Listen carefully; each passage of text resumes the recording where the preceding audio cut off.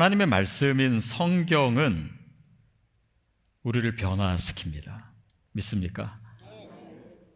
그 말씀의 능력으로 인해서 우리의 삶이 인도함을 받고 또 그 인도하심을 따라가다 보면 어느 순간 내 자신이 예수님을 닮아가는 그 길에서 변화되고 있다는 것을 느낄 수밖에 없습니다. 만약에 정말 예수를 믿은 지 10년 되고 20년 됐는데 내가 변하지 않았다, 그거야말로 기적 아니겠습니까?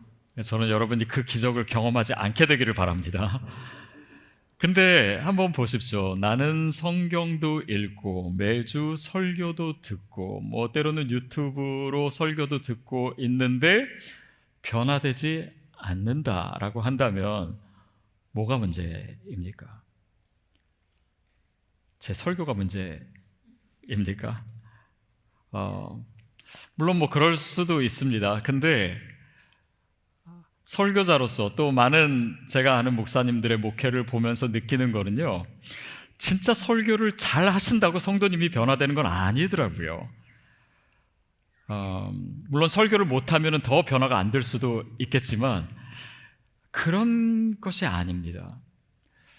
제가 이 자리에서 너무 부족한 설교를 했을지라도 여러분은 한 문장을 가지고 살 수 있습니다. 어쩌면 한 단어를 가지고 일주일을 살고도 충분한 은혜를 누릴 수도 있습니다. 그렇다면 우리가 변화되지 않는 가운데 무엇이 미싱되어 있는지를 생각할 수 있는데 그것이 바로 묵상입니다. 묵상이에요. 묵상이라고 하는 것은 단지 그냥 이렇게 생각하고 더 깊게 생각하고 이런 것만이 묵상이 아니라 이 말씀을 내 삶에 적용하고 실천하는 것, 이것을 다 포함한 것입니다. 그래서 묵상 안에 적용이 들어있고 또 적용 안에 실천이 들어있습니다. 그래서 우리가 한 가지를 얘기한다 그래도 이것이 다 교차될 수밖에 없어요. 그래서 저는 앞으로 몇 주 동안 묵상에 대해서 또 말씀을 어떻게 적용하는가 또 어떻게 실천하는가, 우리가 이츠 노트에 있는 그대로 우리가 말씀을 살아내고자 하는 그 구체적인 이야기를 나누려고 합니다. 오늘 본문 1절, 2절 말씀을 우리가 다시 한번 읽어보겠습니다. 시작. 복 있는 사람은 악인들의 꾀를 따르지 아니하며 죄인들의 길에 서지 아니하며 오만한 자들의 자리에 앉지 아니하고 오직 여호와의 율법을 즐거워하여 그 율법을 주야로 묵상하는 자로다. 복 있는 사람은, 시편 기자가 규정하고 있는 복 있는 사람은 악인들의 꾀를 따르지 아니하며, 여러분, 악인들의 생각과 악인들의 꾀를 따르지 않는 그 자체가 복이라고 얘기합니다. 그리고 죄인들의 길에 서지 아니하고 죄짓지 아니하고 오만한 자의 자리에 앉지 않은 그런 자들이 복 있는 자라고 얘기하는데, 그들을 구체적으로 다른 측면에서 뭐라고 얘기하냐면 그들이야말로 어떻게 그렇게 죄로부터 또 오만한 또 교만함으로부터 그런 악으로부터 자유한 삶을 살 수 있는가?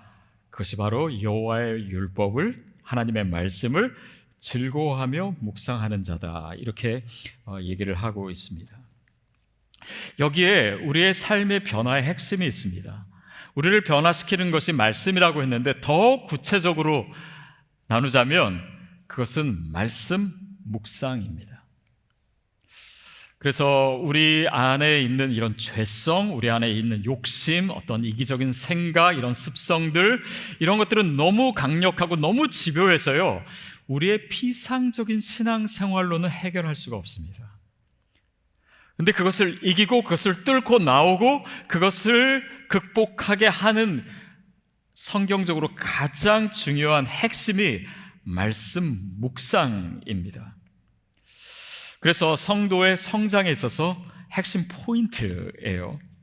단지 성경을 읽는 것이 아니라, 단지 설교를 듣는 것이 아니라 말씀 안에 머무는 것입니다. 그것을 오늘 본문은 주야로 묵상하는 자, 이렇게 얘기하고 있습니다. 우리가 변화됨 없이, 우리가 영적으로 성장함 없이요 설교 들을 수 있습니다. 또 우리가 성장 없이 봉사도 할 수 있습니다. 봉사한다고 다 성장하는 건 아닐 수 있어요. 10년, 20년 정말 열심히 뼈 빠지라 봉사했는데 믿음이 하나도 안 자라고 내 삶이 변하지 않을 수도 있습니다. 큰 일도 할 수 있습니다. 뭔가 하나님 나라를 위해서 굉장한 일을 할 수도 있어요. 그런데 영적 성장이 하나도 이루어지지 않을 수도 있습니다. 그런데 이 모든 것에 진정성을 주는 것이야말로 말씀 묵상입니다. 그 말씀이 내 삶 가운데, 내 존재 가운데 스며드는 것입니다. 그래서 우리가 말씀을 묵상한다라고 하는 것은 단지 본문의 내용이 뭔지 이거를 잘 파악하는 것, 내용을 이해하는 것, 깨닫는 것, 이것만이 아닙니다. 이 말씀의 내용이 내면화되는 것입니다. 나에게 스며드는 것입니다. 매일매일 내 의식의 흐름 가운데 하나님의 말씀이 머물게 하는 거예요. 말씀을 내가 먹고 이 말씀이 나에게 소화가 돼서 내 혈관 속으로 퍼져가는 것을 느끼는 것, 그것이 말씀 묵상입니다. 그러니까 말씀을 단지 생각뿐만 아니라 내 삶에 적용하고 하나님께서 뭘 원하시는지를 내가 알게 되고 순종하고, 이 모든 것이 말씀 묵상이라고 할 수 있습니다. 그래서 이것이 신앙 생활에 있어서, 우리가 주님을 닮아감에 있어서, 하나님의 형상을 회복하는 데 있어서 가장 중심인데, 혹시 여러분 중에 내 신앙을 생각해 보니까 이건 너무 피상적이다, 나에게 변화가 없다라고 한다면 바로 이 부분에 걸려 있을 수 있습니다. 그래서 크리스찬에게 있어서 신앙생활은요, 말씀 묵상을 떠나서 있을 수가 없습니다. 여러분은 말씀을 묵상하고 있습니까? 목사님, 저는 말씀을 묵상하기에는 좀 너무 바쁜 것 같습니다. 생업도 일이 바쁘고, 전 2잡이고 3잡이고, 그리고 아이들도 돌봐야 되고, 살림도 해야 되고, 아이들 라이드 해야 되고, 부모님도 돌봐야 되고, 할 일들이 너무 많습니다. 사실입니다. 우리의 삶이요, 정말 많은 스케줄로 가득 차 있을 수 있습니다. 그런데 그것이 말씀 묵상을 하지 않는 거에 대한 이유가 될 수 없는 증거를 제가 여러분에게 하나 보여드리고 싶어요. 그게 뭐냐면, 여러분 셀폰을 한번 꺼내 주시겠어요?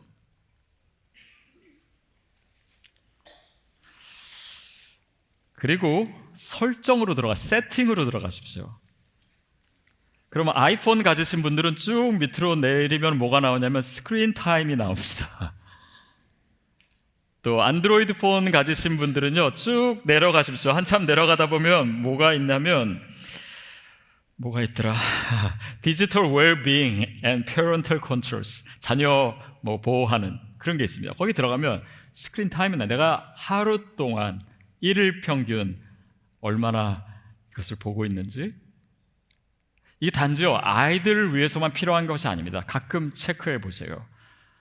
근데 물론 모든 사람에게 해당되지 않습니다. 일부 예배 때 제가 이거 하라고 했더니요, 어떤 분은 스크린 타임이 일주일 동안 2분이더라고요. 2분 안 쓰신 거예요, 거의. 그런 분도 물론 있지만은 정말 우리 생각보다 많은 시간을, 물론 필요한 일을 하는데도 쓸 수 있겠지만 그렇지 않을 수도 있습니다. 그 중에 10분, 그 중에 어쩌면 5분, 15분, 30분도 될 수 있습니다. 정말 우리가 말씀을 묵상할 시간이 없을까요? 자, 그것뿐만 아닙니다. 우리 스스로 생각해 볼 때 우리가 하나님의 말씀, 성경을 믿지 않는 것도 아닙니다. 또 성경이 중요하다라는 것, 말씀을 읽고 묵상하다는 것이 중요하다는 것도 너무 잘 압니다. 그리고 하나님이 이 성경을 통해서, 말씀을 통해서, 아니면 지금 이 시간을 통해서 나에게 말씀하신다는 것도 내가 의심하지 않아요. 그런데 묵상하지 않는다면, 아니 이렇게 내가 중요하다고 또 믿고 하나님의 음성이 이것을 통해서 들려지는데 내가 읽고 있지 않다면, 내가 묵상하고 있지 않다면, 이것이야말로 신앙인에게 있어서 진짜 모순 아닙니까? 모순이에요. 내 안에 모순이 있어요. 근데 이 모순은 모순으로 끝나지 아니하고, 내가 믿고 있는지 안 믿고 있는지 나 스스로를 의심하게 하는 것이 바로 이런 모순의 모습들입니다. 그러니까 사탄이 우리를 공격하는 지점이죠. 내가 믿는 것과 내가 실제로 하는 것이 맞지 않아요. 그래서 말씀 묵상을 안 하게 되면요, 우리의 이 영적 생활의 한 부분이, 가장 중요한 부분이죠, 거기가 진공 상태가 됩니다. 근데 이 부분은 그냥 진공 상태로 남아있는 것이 아니라요, 말씀으로 채워지지 않으면 다른 것으로 채워집니다. 내 욕심, 내 생각, 세상의 가치, 세상의 철학, 이데올로기, 이런 것들로 채워져요. 거기에 맞게 살아가고 그것을 묵상하면서 살아갑니다. 때로는 부정적인 감정과 불필요한 생각들이 그 안에 들어오게 돼요. 그래서 필요 이상의 우월감, 열등감, 두려움, 원망, 욕심, 이런 것들로 이 묵상의 자리가 채워지게 되면 하나님의 말씀의 인도하심을 받지 못하고, 그러면 하나님의 약속도, 또 하나님께서 내 삶을 다스리시는 것도 나와 상관없는 이야기가 됩니다. 그래서 이 부분이 회복돼야 돼요. 그래야 우리가 변화될 수, 그래야 성장할 수 있기 때문입니다. 자, 그래서 2절 말씀에 우리가 구체적으로 어떻게 묵상해야 되는가에 대한 힌트들이 있는데요, 2절 말씀 다시 읽겠습니다. 시작. 오직 여호와의 율법을 즐거워하며 그의 율법을 주야로 묵상하는 자로다. 성경은 사실 말씀을 묵상하는 데 있어서 뭐 아주 분명한 원칙이나 아니면 획일화된 방법을 제시하고 있지는 않습니다. 사실 우리는 묵상에 대해서 배우지 않아도 알고 있습니다. 여러분이 지금 제일 미워하는 사람 계속 생각나지 않습니까? 또 이제 막 골프 시작하신 분들, 골프 스윙 머릿속에서 떠나지 않을 때가 있지 않습니까? 어떤 분은 하루를 지내면서도 시시때때로 늘 먹을 것만 생각하시는 분 있지 않습니까? 그냥 그거에 대해서 계속 생각하는 거예요. 뭘 말씀드리려고 하냐면, 말씀 묵상이라고 하는 것은 내가 살아가는 모든 순간에 내 생각에, 내 마음의 한켠에 늘 자리 잡고 있는 것, 그것이 말씀이어야 되고, 그것이 바로 주야로 말씀을 묵상한다라고 하는 의미입니다. 신명기 말씀을 볼까요? 신명기 6장 6절에서 9절 말씀 우리 같이 한번 읽겠습니다. 시작.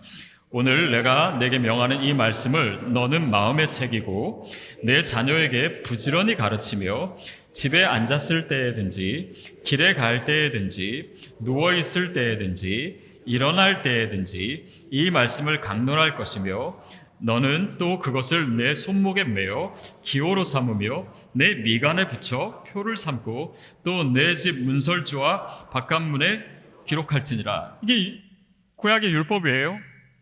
근데 여러분, 이대로 할 수 있습니까? 여러분 정말 집에 있을 때나 아니면 길 다닐 때나 말씀을 강론하고, 누워있을 때나 일어날 때나 또 자녀들에게 가르치고 내 손목에 붙이고 이마에 붙이고 문설주에 붙이고 대문에 붙이고 이렇게 할 수 있습니까? 아이들을 그렇게 맨날 눈 뜰 때마다 가르치고 막 말씀을 외우라고 하고 이렇게 하면 우리 집 아이들이 다 집 나가지 않겠습니까? 이대로 할 수 없어요. 근데 이게 뭡니까? 이게 말씀 묵상이에요.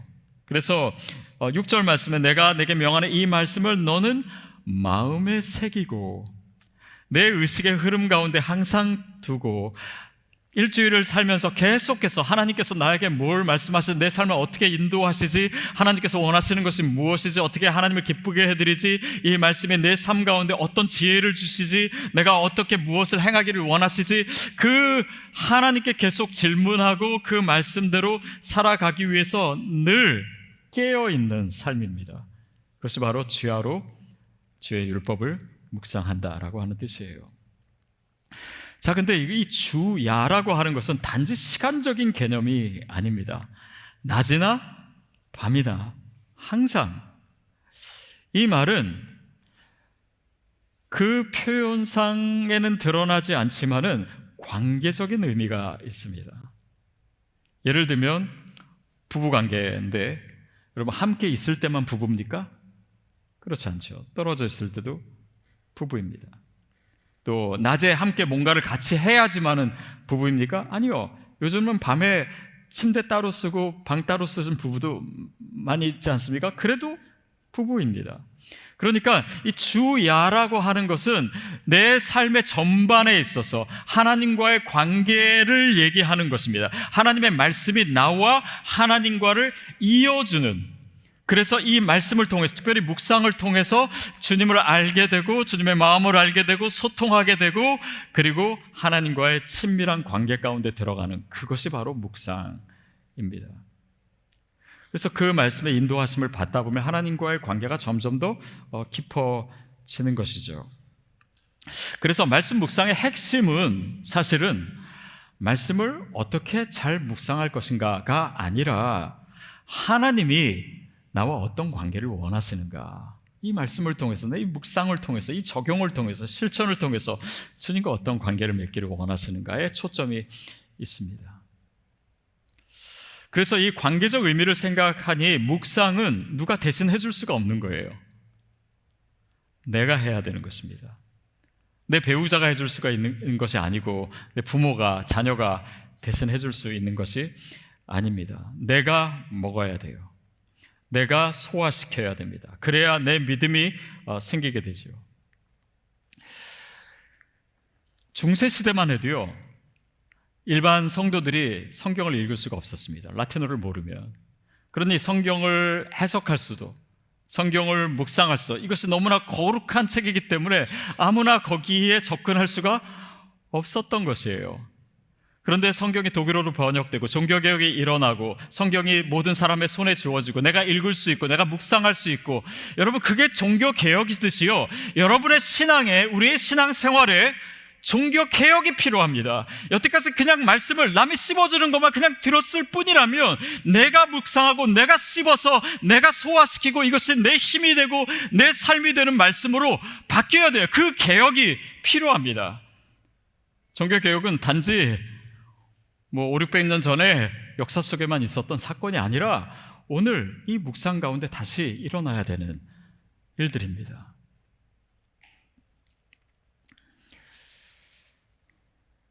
제가 이번에 일본에 이제 가서 디아스포라 준비를 하고요, 오랫동안 제가 잊고 있었던 한 자매님이 생각이 나가지고 연락을 했습니다.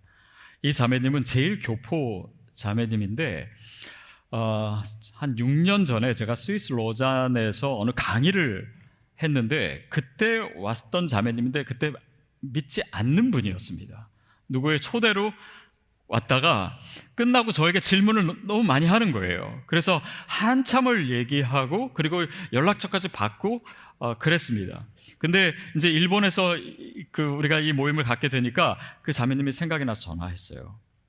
그동안 어떻게 지냈냐고 하니까 그동안 여러 군데를 다니면서 선교 사역을 했더라고요.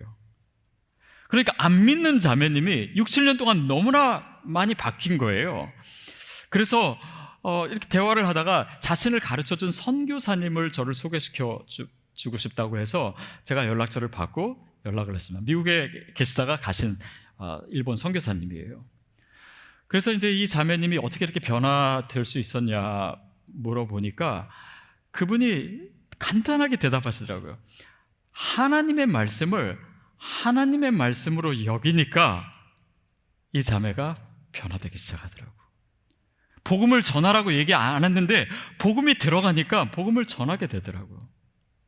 여러분, 이것은 그냥 하나의 공식이 아닙니다. 하나님의 말씀이 되기 위해서는요, 우리가 그냥 무조건 읽는다고 되지 않습니다. 그 말씀을 통해서 하나님의 음성이 들리고 오늘 나에게 말씀하시는 그 음성을 통해서 주님과의 관계 속에서 하나님이 나에게 보낸 편지구나, 하나님이 나에게 말씀하시는 거구나, 그 관계를 통해서 그 묵상을 통해서 얻어질 수 있는 우리 신앙의 가장 핵심적인 것입니다.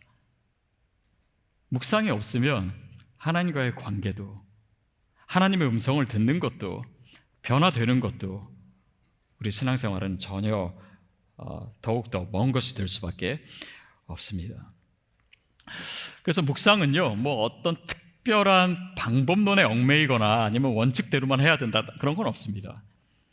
근데 서양 교회사에 보면은 3세기 때부터 이 묵상하는 방법이 연구가 돼요. 그리고 12세기 들어와서 어느 정도 체계를 잡게 되는데요. 이 카르투시오 수도의 원장이었던 귀고 이세라고 하는 이 분이 이제 묵상하는 방법을 네 단계로 정리를 했는데 그게 잘 알려진 렉치오 디비나라고 하는 것입니다. 거룩한 독서다라는 것이에요.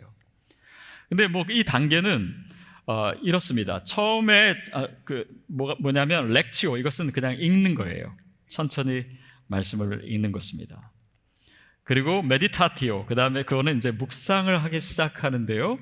반복해서 읽으면서 묵상을 하는데 계속 읽으면서 나에게 다가오는 구절, 나에게 다가오는 단어가 생길 때까지 계속 읽는 것입니다. 그 다음에 단계가 뭐냐면 이 오라티오라고 하는 건데, 이것은 기도하는 것은 말씀을 붙들고 기도하는 거예요. 그래서 내가 깨달은 것을 하나님께 아뢰기도 하고 감사와 찬양과 어떤 회개와 이런 것들을 하는 그런 기도의 시간이 있고요. 그 다음에 마지막 단계로는 이 컨템플라티오라고 하는 것은 묵상하는 건데, 이것도 묵상이긴 한데 보통 관상이라고 하죠. 그냥 말씀 앞에 머무는 거예요. 고요히 평안 가운데 머물고 하나님의 음성에 귀 기울이고 또 내 삶에 하나님께서 원하시는 것을 내가 행할 수 있도록 그 열린 마음으로 말씀 가운데 그냥 거하는 것입니다.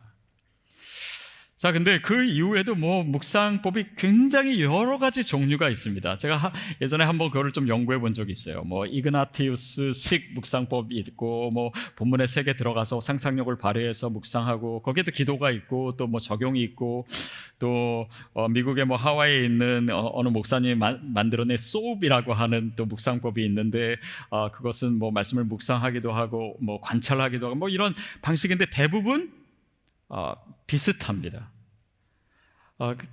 그래서 이제 제가 정리한 건 뭐였습니까? 이츠잖아요, 이츠. 근데 이츠를 좀 제가 만들었다고 하니까 여러분 좀 의심하실 수 있는데 위험하진 않습니다. 왜냐하면 여기에 나와 있는 지금 여태까지 교회사에서 있었던 이런 묵상의 방법들을 다 펼쳐놓고 거기에서 가장 좋은 것들만 제가 추출해가지고 만든 거거든요. 그래서 이 말씀을 또 먹는다, 이런 표현이 훨씬 더 와닿기 때문에 이츠라고 표현만 바뀌었을 뿐이지 그 단계는 똑같습니다. 그래서 오늘은 이 engage with the scripture, 그러니까 그 성경 말씀을 묵상하고 또 나와 연결시켜 주는 거, 그 다음에 두 번째가 ask the Holy Spirit, 이 단계까지만 설명할 수 있을 것 같습니다. 그래서 일반적으로 똑같습니다. 어떻게 engage with scripture, 읽는 것으로부터 시작돼요. 오늘 본문 말씀을 여러분이 집에 가서 묵상하시려면 많은 분들이 그냥 설교만 또 듣고 그러시는데요. 본문 말씀을 보시는 것이 가장 좋습니다. 그리고 오늘 2절밖에 안 되잖아요. 이걸 읽으시는 거예요. 그래서 계속 읽으실 때요, 교회 묵상의 전통에서 강조하는 것이 하나 있습니다. 그건 뭐냐면 소리 내어 읽는 것. 묵상하다를 히브리어로 하가라고 하거든요. 이것은 읊조리다, 작은 소리로 얘기하다라고 하는 뜻이에요. 성경을 읽으십시오. 그래서 어느 부분에 어느 단어가, 어느 구절이 나에게 다가오는 것이 있습니다. 그래서 아까 메디타티오 얘기할 때 말씀드렸던 것처럼 그 말씀이 나올 때까지 우리가 그것을 묵상하는 거예요. 계속 읽는 것입니다. 그래서 성경 통독할 때도 그렇습니다. 우리가 구절을 읽어가잖아요. 근데 많은 경우에 오늘 이 분량을 내가 빨리 읽어야 돼, 그리고 빨리 올려야 돼, 이거 해서 계속 그냥 읽기만 하는데요, 그게 아니고 묵상은 읽다가 하나님께서 나에게 뭔가를 더 가까이 말씀하고 계시다라고 느껴지는 구절이 있으면 멈춰야 됩니다. 멈추셔야 돼요. 그리고 묵상으로 들어가야 됩니다. 하나님께서 이 말씀을 내 삶에 어떻게 적용하기를 원하시지? 나에게 무슨 음성을 들려주시지? 어떤 행동을 하기를 원하시지? 멈추셔야 됩니다. 그게 말하자면 적용까지 포함된 것이죠. 우리가 두 번째 단계로는 ask the Holy Spirit, 성령님께 요청하는 것입니다. 기도하는 거예요. 그러니까 우리가 말씀을 묵상하는데 기도가 들어갑니다. 근데 이것은 뭔가 신앙의 행위들 두 개를 뭐 연이어서 한다 이런 것이 아니라요, 이 두 가지는 원래 같이 있는 것입니다. 어떤 교회 가면은 나는 말씀파야, 나는 기도파야. 그런데 그렇게 두 개를 나누는 것 자체가 별로 성경적이지 않습니다. 기도의 자리가 말씀의 자리이고 말씀의 자리가 기도의 자리여야 됩니다. 이 두 가지가 합쳐질 때요, 영적인 시너지가 나와요. 말씀의 기초에서 기도할 때 우리의 말씀이 굉장히 강해집니다. 우리의 기도가. 그래서 우리가 이제 그 노트를 적을 때도 여기에 기도문을 적는 거예요. 짧지만 기도하면서 하나님, 내가 이 말씀을 주님의 말씀으로 들을 수 있도록, 성령님이 말씀하시는 대로 내가 행할 수 있도록, 이 말씀을 내가 잘 깨달을 수 있도록, 이 말씀에 순종할 수 있도록 하나님 나에게 지혜를 주시고, 하나님 나에게 용기를 주시고, 하나님 나에게 믿음을 주시고, 그 성령님께 구하는 것입니다. 왜냐하면 성경 그 자체가 하나님의 영감으로 쓰여졌기 때문에 그 하나님의 말씀을 내가 그냥 내 생각으로만 이해하겠다라고 하는 것은 사실은 성경의 본질상 맞지 않습니다. 성령의 조명이, 성령의 일루미네이션이 일어나야 돼요. 그러기 위해서 기도해야 되면 내 영을 열고 하나님의 말씀을 받아들이는 것입니다. 윌리엄 로라고 하는 사람이 이런 표현을 씁니다. 성경은 기도의 자세로만 읽어야 한다. 무슨 의미인지 아시겠죠? 성경을 읽을 때 기도함으로, 기도와 함께, 기도를 통해서 읽는 것입니다. 그래서 말씀을 읽을 때도요, 우리가 이거를 기도로 만들 수가 있습니다. 제가 이제 하와이에 있을 때 이거를 좀 배웠는데 이게 너무 쉽고 어렵지가 않습니다. 예를 들면 성경 구절이 하나 있잖아요. 요한 1서 4장 18절. 자, 한번 읽어볼까요? 사랑 안에 두려움이 없고 온전한 사랑이 두려움을 내어 쫓나니 두려움에는 형벌이 있음이라. 두려워하는 자는 사랑 안에서 온전히 이루지 못하였느니라. 이 말씀을 묵상해요. 묵상하고 정말 하나님의 뜻을 구합니다. 그러는 가운데 이걸 기도로 봐가, 하나님, 제가 두려움에 휩싸일 때 하나님의 온전한 사랑이 나에게 있음을 기억하게 해 주시옵소서. 하나님, 두려움이 나를 지배하지 아니하고 주님의 온전한 사랑이 나를 다스릴 수 있도록 성령님 도와주세요. 그리고 주님의 그 십자가를 바라볼 수 있는 믿음을 나에게 주셔서 그 하나님의 사랑이 내게 밀려오기를 원합니다. 뭐 이런 식으로 계속해서 이 말씀을 가지고 기도하는 것입니다. 그러니까 이 말씀과 기도가 합쳤을 때 영적으로도 굉장히 강해지고, 또 사단이 이 말씀을 파고들지 못해요. 그래서 저와 여러분에게 그런 말씀과 기도의 습관이 있으면 좋겠습니다. 자, 근데 이 모든 묵상의 과정을 통해서 우리가 성령님께 요청하고 기도하고 그 모든 과정을 통해서 깨닫게 되는 것이 무엇이냐면, 말씀 묵상의 과정은 그 주체가 내가 아니고 성령님입니다. 내가 아니고 하나님이에요.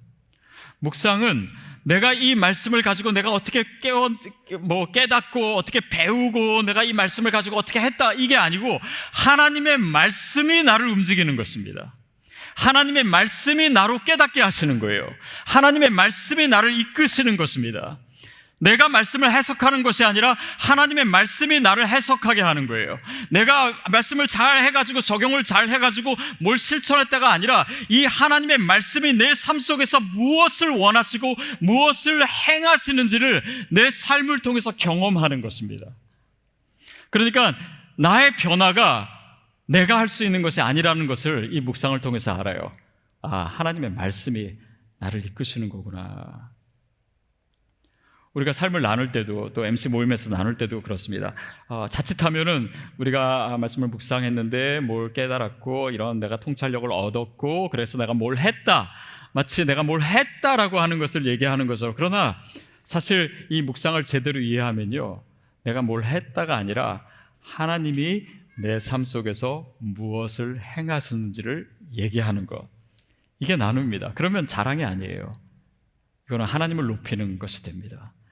우리가 뭔가 하나님께 계속해서 순종하고 또 우리가 뭔가를 실천함에도 불구하고 이것이 나의 업적이 되지 않을 수 있는 묵상입니다.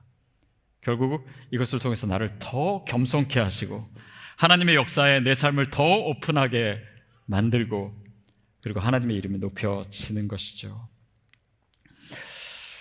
그래서 저도 최근에 제 지난 몇 년간의 삶을 돌아보면서 하나님의 말씀이 나를 어떻게 이끌었지?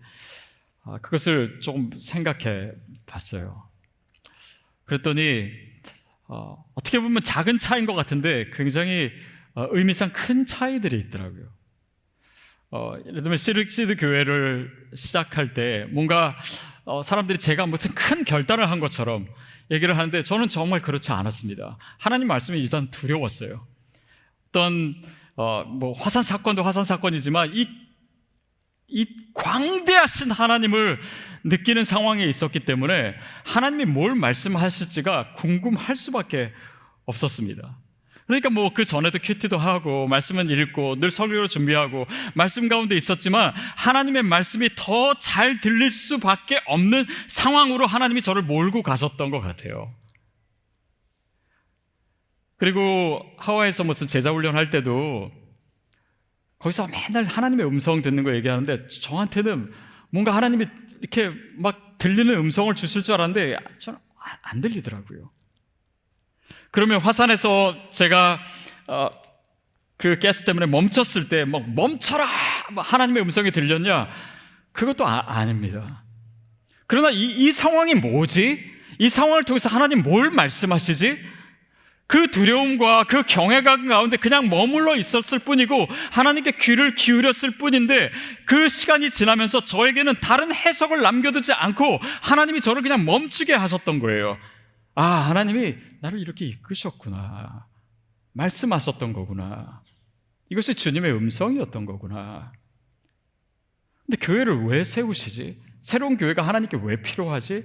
그때 주셨던 디아스포라 비전이라고 하는 거는 제가 사도행전을 읽다가 그전에도 물론 디아스포라에 대해서 생각을 하고 있었지만 사도행전을 읽는데 이 단어들이 튀어나오는 거예요. 유대인 회당이라고 하는 단어가 튀어나오는 겁니다. 이 유대인 회당이 내가 그동안 사도행전을 수십 번을 읽었는데 그냥 지나쳤던 표현이에요. 유대인 회당 어디를 가도 각지에 갈 때마다 유대인 회당. 그러니 디아스포라들이 왔죠. 그리고 흩어진 사람들을 통해서 하나님의 복음을 전하셨다라고 하는 이 메시지가 저에게 다가오는 것이 제가 찾아간 것이 아닙니다. 제가 수십 번 읽었지만 한 번 더 읽는다고 그것을 찾아낼 그렇게 생각할 수 없는 것이었어요. 그 전에요, 제가 10년 가까이 매번 한국에서 열리는 디아스포라 대회 때 강사로 갔습니다. 저는 제가 강의를 괜찮게 해서 계속 부른다고 생각했어요. 근데 그게 아니었습니다. 거기에 강사로 있으려면요 2박 3일, 3박 4일 동안 계속 앉아 있어서 다른 분이 디아스포라에 대해서 얘기하는 거를 계속 들어야 됐습니다. 저를 가르치셨던, 제가 가르치기 위한 것이 아니라 저에게 배우라고 그 자리를 마련해 주셨던 거예요.